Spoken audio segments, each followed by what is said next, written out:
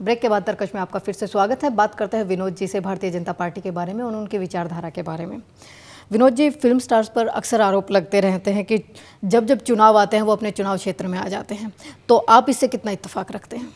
मैं जब से मेंबर ऑफ पार्लियामेंट बना हूँ, मेरा ख्याल हर महीने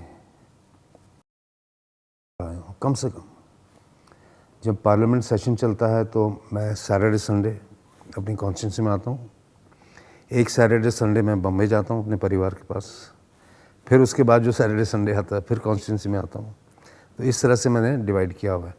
अगर बीच में गैप हो पार्लियामेंट सेशन में तो फिर मैं 4-5 दिन रह के जाता हूँ। तो मेरा ख्याल अभी पिछले 5 साल का मैंने रिकॉर्ड निकाला है इस टर्म का, तो मैं अपनी कॉन्स्टिट्यूंसी में कम से कम मेरा ख्याल 140 बार आ चुका हूँ।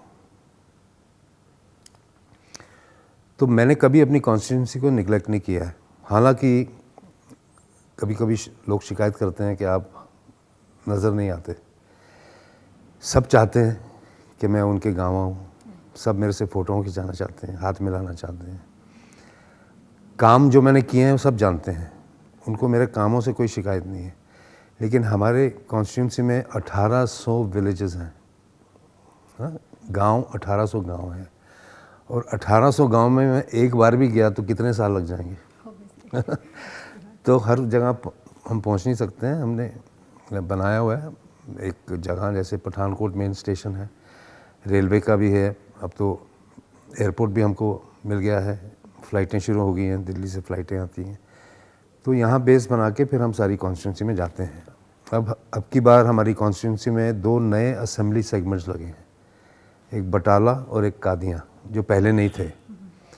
अब उनको भी हमने देखना है, वहाँ भी जाना है। तो मुझे नहीं लगता कि लोगों को ये शिकायत होनी चाहिए कि इलेक्शन के वक्त ही मैं सिर्फ आता हूँ, क्योंकि मैं बहुत बार आता हूँ बीच में, लेकिन हर किसी से मिल नहीं पाता, ये ज़रूर है। विनोद जी, आपने अपने लोकसभा क्षेत्र में जनता से वादा किया था कि यहाँ फिल्म सिटी बनवाएंगे, तो इस वायदे का क्या रहा? फिल्म सिटी बनाना मतलब कि मुंबई से फिल्म सिटी को यहाँ शिफ्ट करना, हाँ जी, वो तो पॉसिबल नहीं है, क्योंकि यहाँ उसके लिए ऐसे लोग चाहिए। लेकिन मैंने ये ज़रूर कहा था कि यहाँ मैं फिल्म इंस्टीट्यूट बनाऊँगा, फिल्म सिटी नहीं, फिल्म इंस्टीट्यूट बनाऊँगा।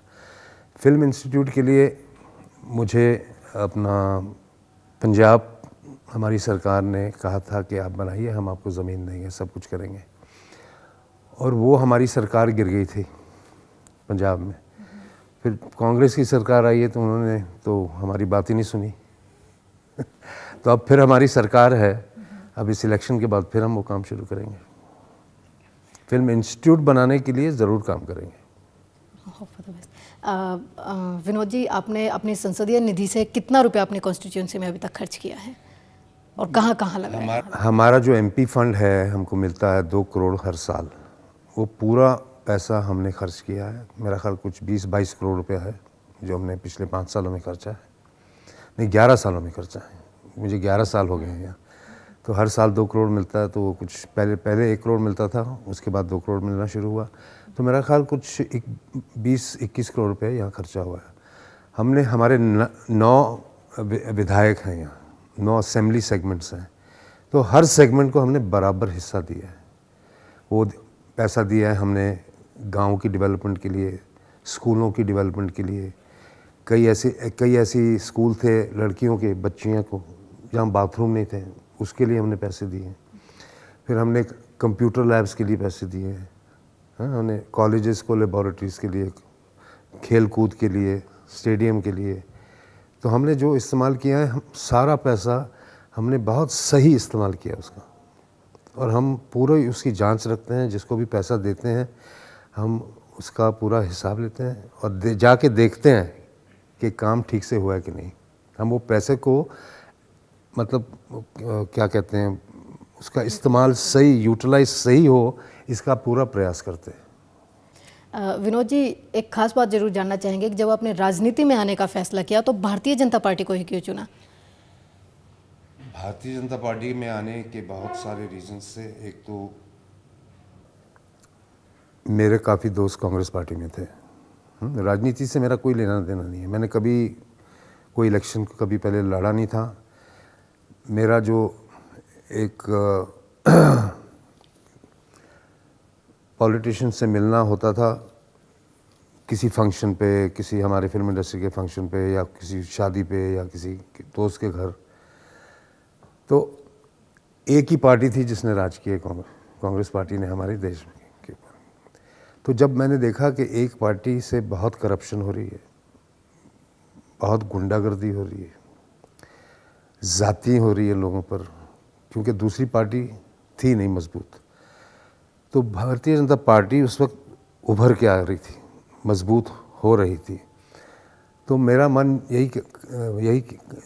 ने यही कहा कि आपको उस पार्टी का साथ देना चाहिए जो ऑपोजिशन में एक अच्छी पार्टी तकड़े होके वो बैठ सके।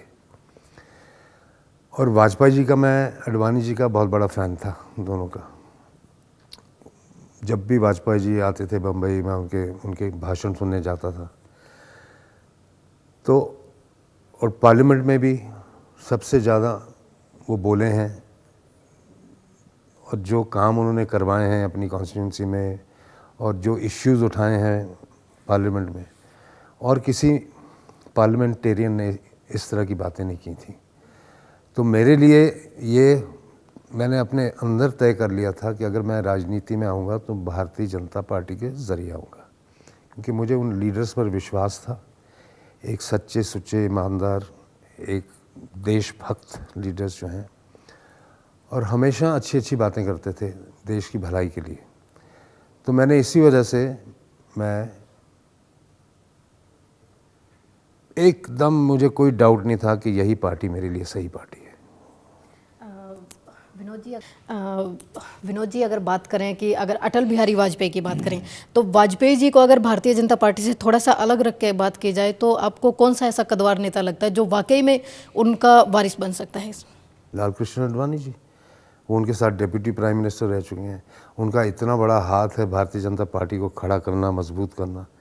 जितना तजुर्बा उनमें है, जितने सच्चे सुच्चे ईमानदार आदमी वो हैं, और एक महान हस्ती हैं, और पूरी तरह से अपने देश के लिए समर्पित हैं। वो चाहते हैं कि ये देश एक विश्व शक्ति बने। तो उनके अलावा तो मुझे दूसरा कोई इस वक्त नज़र नहीं आ रहा। लेकिन लीडर्स हमारे बहुत हैं, बहुत अच्छे अच्छे लीडर्स हैं, बहुत अच्छे अच्छे बुलाने हैं, बहुत अच्छे अच्छे बोलने वाले हैं, बहुत सूझबूझ वाले लोग हैं। लेकिन इस वक्त सबने तय किया है कि हमारे प्रधानमंत्री अगर कोई बनेगा तो LK आडवाणी जी। अब वक्त एक छोटे से ब्रेक का, देखते रहिए तरकश।